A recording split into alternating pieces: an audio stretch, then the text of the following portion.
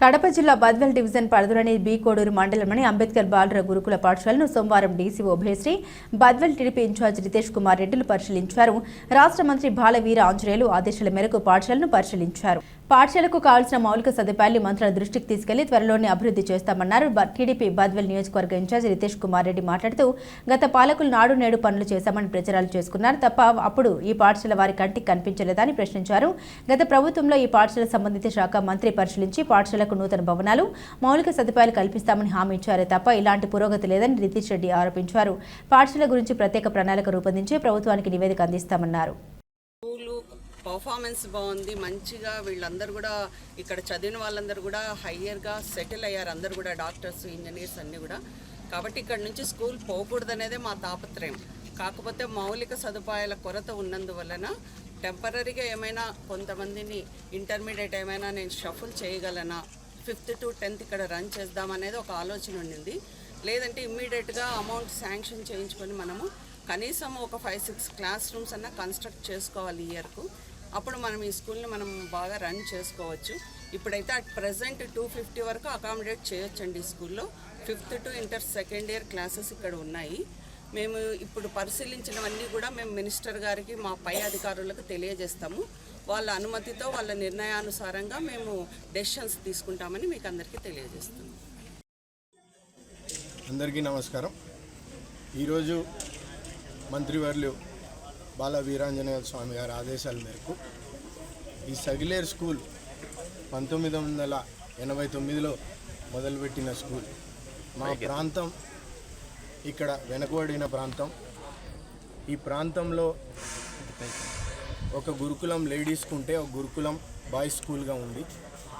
ఇది ఎట్టి పరిస్థితిలో మా తాలూకాలో ఉండాలనే వివరణ క్లుప్తంగా ఆయనకి ఇచ్చినప్పుడు ఆయన వాళ్ళ డిపార్ట్మెంట్ వాళ్ళని, మమ్మల్ని, ఇక్కడ ప్రజాప్రతినిధులని, స్టాఫ్ మరియు ఇక్కడ ఉన్న స్కూల్ పేరెంట్స్ వాళ్ళతో చర్చ జరిపి బిల్డింగ్స్ కానీ వీటికి కానీ అన్నిటినీ క్షుణ్ణంగా పరిశీలించి ఇక్కడ పిల్లలు అనేది ముఖ్యం, వీళ్ళకి ఎటువంటి ఇబ్బంది జరగకూడదు.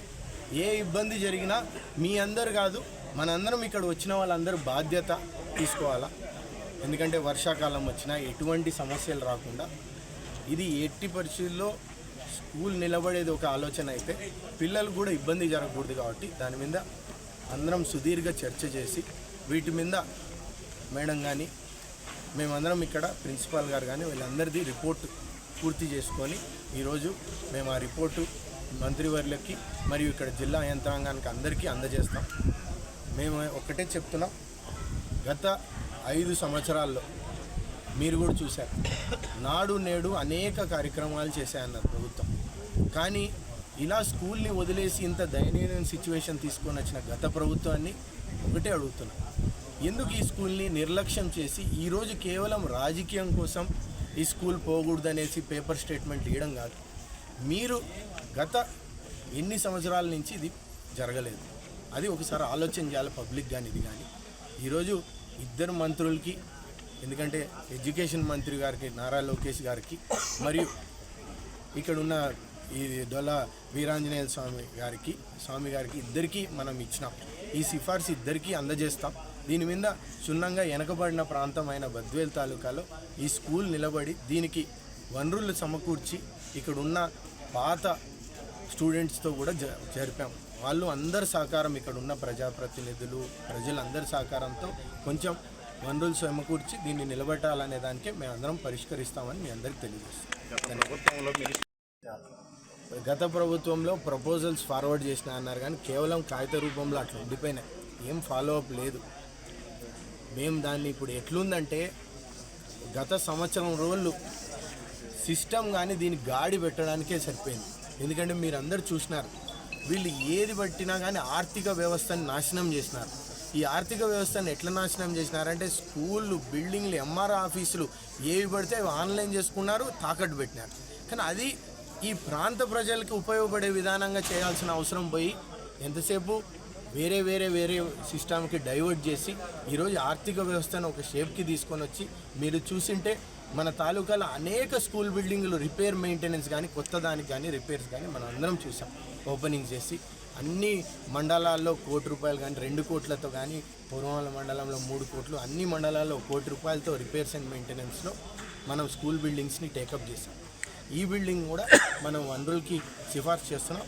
నా ఆకాంక్ష ఏంటంటే ఈ నెల కాకపోయినా వచ్చే నెల లోపల మంత్రి గారిని ఇక్కడ తీసుకొని వచ్చి ఇది విజిట్ చేయించాలనేది నేను కూడా అడుగుతాను. ఈ రిపోర్ట్ చేసి మంత్రి గారు వస్తే ఆయనకు కూడా ఇక్కడ ఉన్న పరిస్థితులు ఆయన అర్థం చేసుకుంటారు. ఆయన కూడా ఈ ప్రాంతం కాకపోయినా ఒంగోలు కూడా ఎలా వెనుకబడిందో ఆయనకు ఐడియా ఉంది. నిన్న అదే మాట చెప్పాడు. నేను కూడా దీన్ని ఖచ్చితంగా పరిష్కరిస్తానని